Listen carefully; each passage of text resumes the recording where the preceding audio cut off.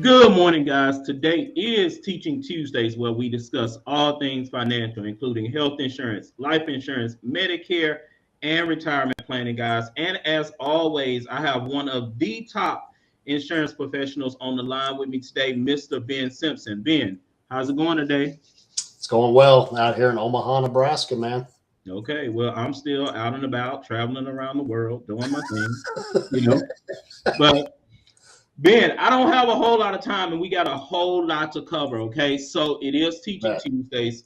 So we got to teach the people. But before we get started, guys, we need you to do two things. And you already know what they are. We need you to like the video and share the video. Like the video because Ben calls me and says, "How many likes do you got, John? How many likes do you got?"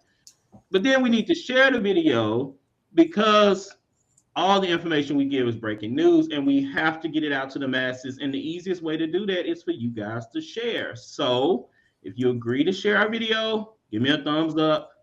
Ben likes the heart. Give Ben a heart. Give me a thumbs up so we'll know that you all agree to the terms and conditions of watching this video. Let's see. Let's see, do we have any likes? Well, any thumbs up. Okay, I got a thumb up. Okay, so good deal, guys. So without further ado, guys, today we're going to talk about something that has a huge impact on us business owners. Today, this video is dedicated to our business owners, to our 1099 contract employees, to our who else, Ben? Who else is going to fall in this category of entrepreneurship today on this video? that might be a stay-at-home mom working from the house. Okay, so we got stay-at-home moms, we got Uber and Lyft drivers, we have 1099 contract employees that's not getting benefits from their job.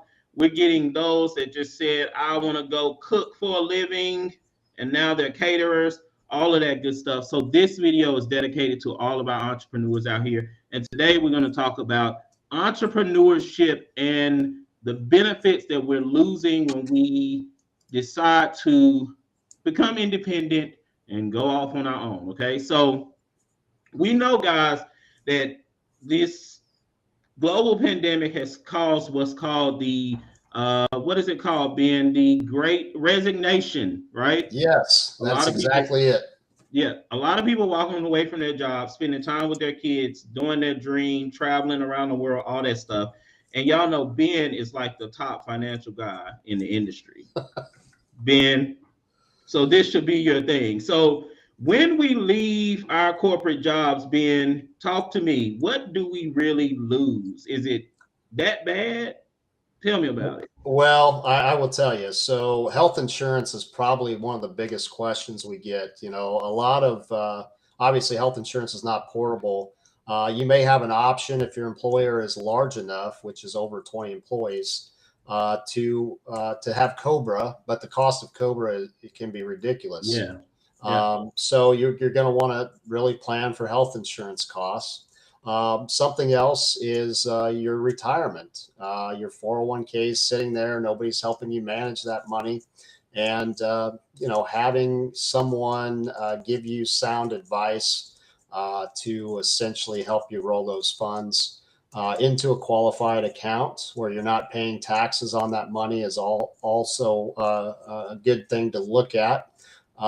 Because we are going to see, and if you pay attention to the market at all, a correction. So having someone that's looking at that for you when you leave your employer is a great thing.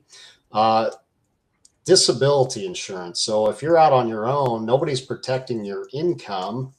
If you're injured or get sick, and you probably had a short-term and maybe even long-term disability at your employer. So we want to make sure that you're prepared for that next step and helping you plan for those items.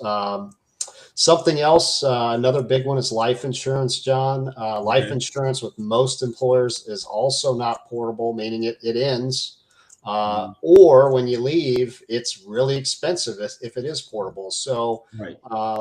always basically taking that in-house and having control. We're going to give you control back, I guess is the best thing. So one last thing I almost forgot about are those ancillary or supplemental insurance products like maybe a hospital indemnity or group cancer. Those are all things we talk about when you transition and become an entrepreneur or someone that's self-employed. Okay.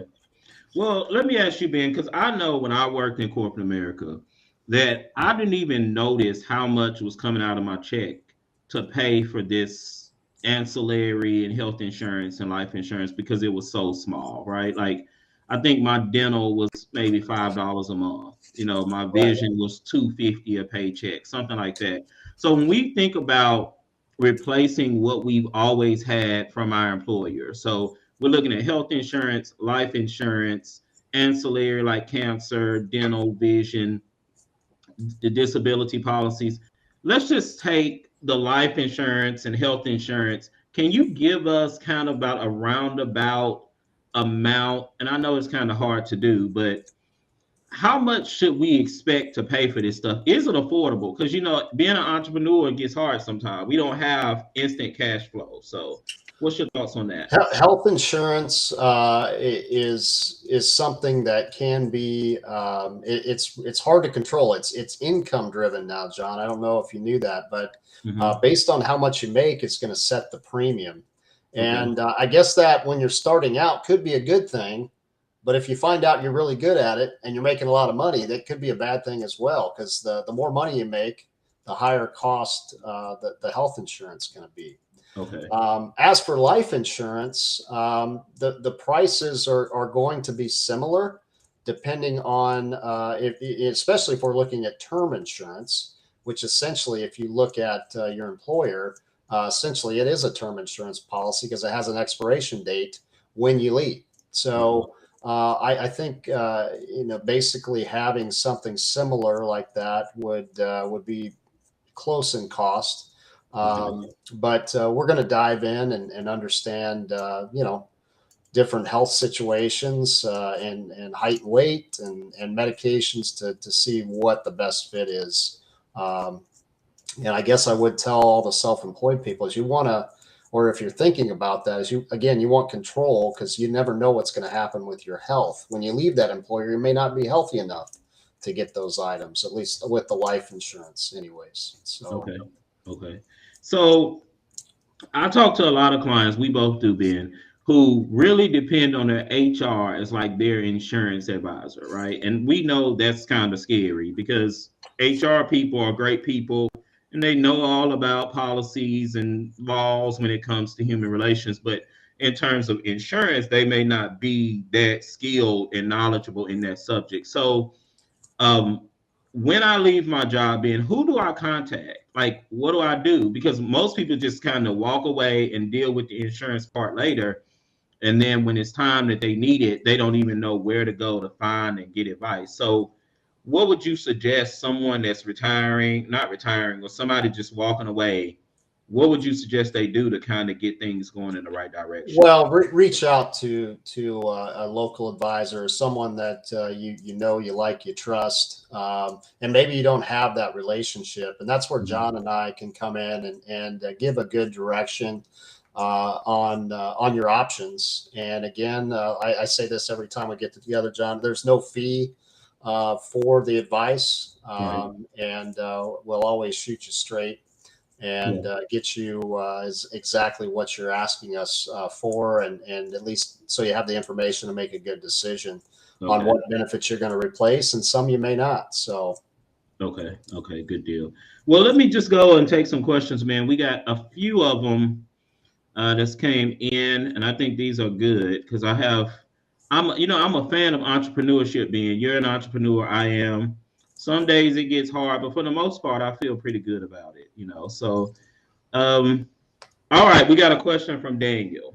This is a good one, and it may require additional conversation outside of our 20 minutes. Okay, so the question is, Daniel's asking, how do I fund my retirement if I'm not getting matched from a 401k or a company? So I'm assuming he's asking, I'm self-employed. How do I fund my retirement now that I'm not getting a 401k match from my corporation?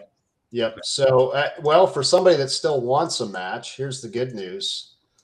There are products, and they're insurance products. They're not investment type products that for over between 5 and 12 years, that insurance company will match.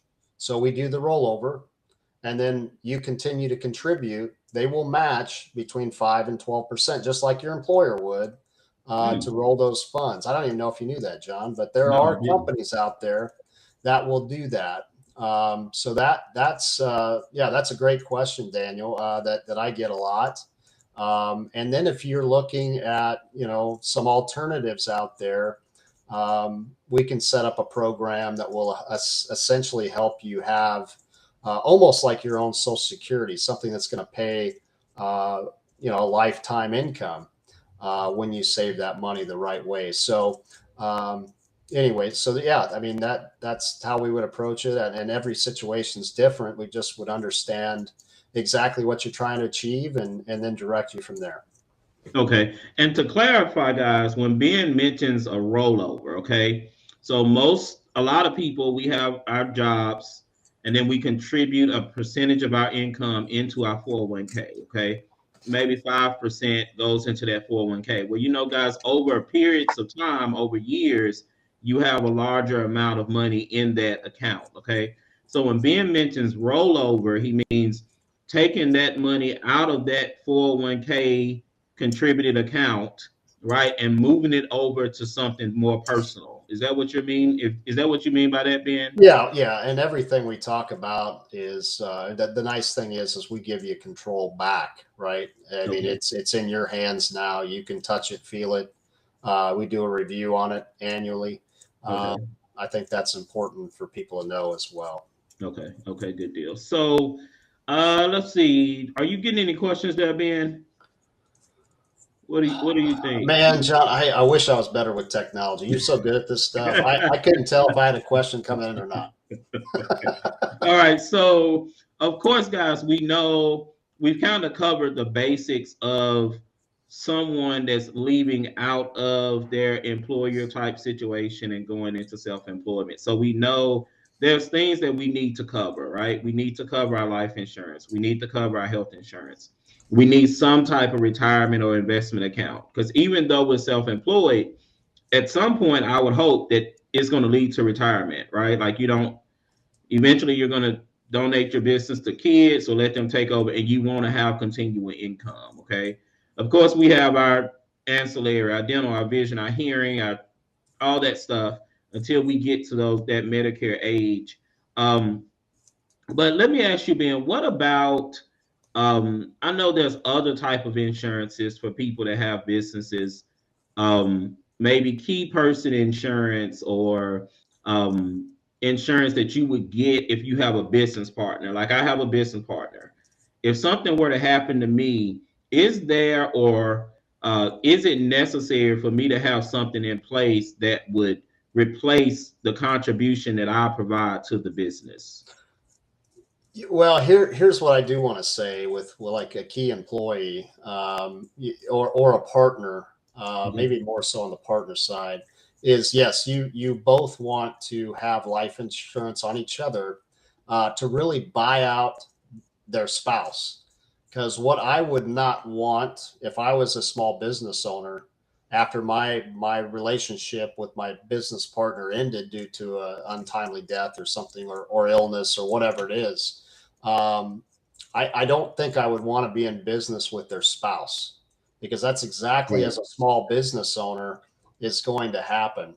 And I want each person to think about that because I've been in business with other people and with different ventures. And I can certainly, just thinking about that situation, I would not want that. And, basically taking care of their family and buying them out is an ideal situation. And you can fund those buy sell agreements with essentially life insurance. Okay. Okay. Good deal. So basically, guys, when we do our teaching Tuesdays, it's just to kind of drop in a little nugget and make you think about your personal situation and kind of what you can do or what you need to do to improve it or make it more stable. Okay, so guys, Ben and I are always available. You can reach out to us, text us, email us, DM. Our links are always below. You can even come on here. We're here teaching on Teaching Tuesdays, 10:30 a.m. every Tuesday. Send us a message, send us a comment, and then we can respond to you that way too. So, guys, we want to tell you, to all the entrepreneurs out here, keep going strong, keep working hard. Times will get hard, keep going. And Ben and I are going to be here to help you as much as we possibly can. Okay. You So, bet. without Ben, you got anything else that we need to share with the people for all I our wanted to thank entrepreneurs? Daniel for his question. That was a great question, and please keep them coming. We're happy to help answer those. Absolutely, guys. So, hey, links below. Hit us up. Let's talk about it. And you all have a great day. I will see you guys on next Tuesdays, Teaching Tuesdays, where we discuss all things financial, health insurance, life insurance, Medicare, and retirement planning, guys. All right, we'll talk to you soon. Y'all have a great Tuesday. Thank you.